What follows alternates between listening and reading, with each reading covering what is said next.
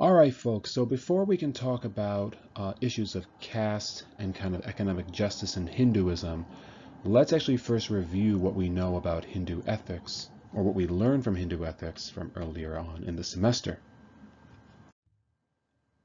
So we'll just briefly define what is Hinduism, take a look again at our Hindu sacred texts, and talk about our four major Hindu teachings. So remember, the word Hinduism is a general term used to describe the complex religious traditions of the subcontinent of India, dating back to roughly 2000 BCE.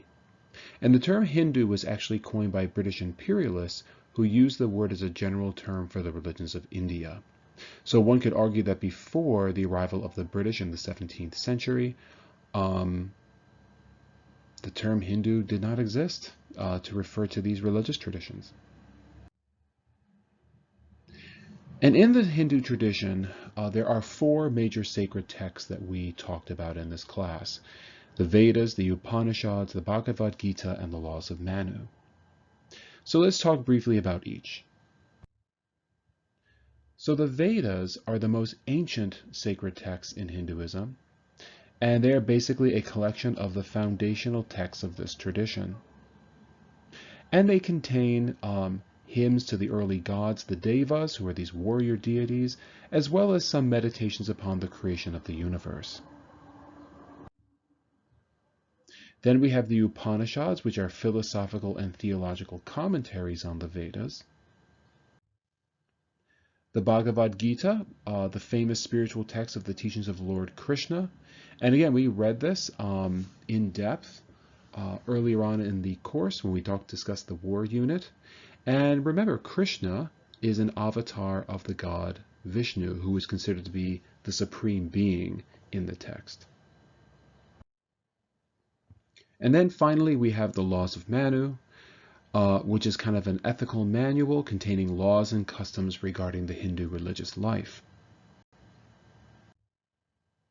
Now, just a quick note to be aware of in preparation for our next presentation. When we discuss caste and untouchability, please note that Mahatma Gandhi was a Vaishnava Hindu, or a devotee of Vishnu as the supreme being. Hence, Gandhi's primary sacred text of reference is going to be the Bhagavad Gita. So just something to keep in mind.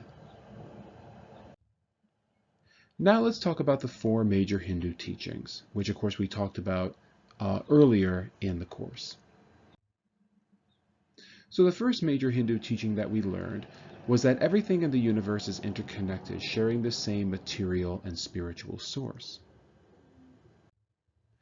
And this theological idea goes back to the myth of Purusha, which we also read together from the Vedas. And from this text, it is believed that everything in the universe is made from the body of the giant cosmic man-god Purusha. So everything in the universe derives from the same divine cosmic substance, and therefore everything in this world is interconnected.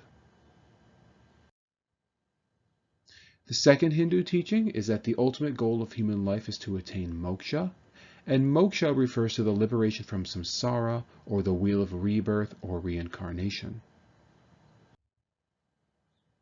And as you can see in this diagram, every living being is born with an Atman, or an eternal soul, and that eternal soul manifests itself within a material body. And it is caught in this wheel of samsara, or this wheel of birth and death. So the Atman goes through one life cycle, that particular body dies, and then the Atman manifests itself within a new body and basically is constantly reincarnated. And in the Hindu tradition, the goal of life is not to remain on the wheel of samsara, but rather to achieve moksha at some point and liberate the Atman, or soul, from the wheel of reincarnation. So where does the Atman go when it experiences moksha, and how does one attain moksha? Well, when the Atman experiences moksha, it returns to Brahman, and Brahman, which is also referred to as Purusha in the Upanishads, is in Sanskrit the Great Spirit, or the Supreme Being. And Brahman is the creator of the universe and is the source of all Atman. So as we can see again in our diagram, the Atman or eternal soul is caught in the wheel of samsara, and at some point, through certain kind of religious practices and study, the Atman is able to liberate itself from samsara and to rejoin Brahman, which is the source of all Atman. Now, how does one attain moksha? Well, one, in the Hindu tradition, it is taught that one attains moksha through meditation and other esoteric practices. Other sacred texts argue that you can achieve moksha by dedicating your life through acts of religious devotion.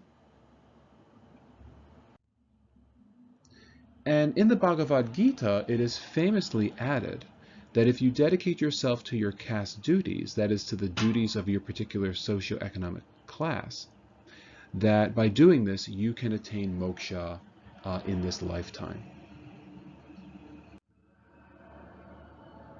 Now, the third major Hindu teaching is that there exists a universal law called Dharma, the moral and natural law that preserves and sustains the cosmos. And all human beings have a duty to follow the law of Dharma, so to help sustain the cosmic order. And if one adheres to the law of Dharma, it is considered good karma or action. Whereas if one breaks the law of Dharma, it is considered to be bad karma or bad action. And the fourth Hindu teaching is that Hindus are encouraged to engage in what are called the 4 stages of life. This is generally reserved for the 2 higher castes of the Brahmins and the Kshatriya. But the 4 stages of life are basically based upon this idea that in the first half of life, one should embrace the world, and in the latter years of life should begin to become detached from the world. So as a youth, one should be a student. Secondly, to be a householder, so to have a job and a family. But that as you reach retirement age, you should consider becoming a forest dweller, where you can retire to the forest, again, with or without your spouse, and can dedicate oneself to studying Hindu sacred texts and dedicating oneself to Hindu sacred practices. And potentially in the 4th stage of life to become a samyasin or complete world renouncer, where again you renounce society, renounce your name, renounce your kind of earthly life, so that you basically prepare the Atman to achieve moksha within that lifetime. So now that we are kind of caught up to speed with the major sacred texts and primary teachings of the Hindu tradition, let us continue to the next presentation on caste discrimination, and economic justice in Hinduism.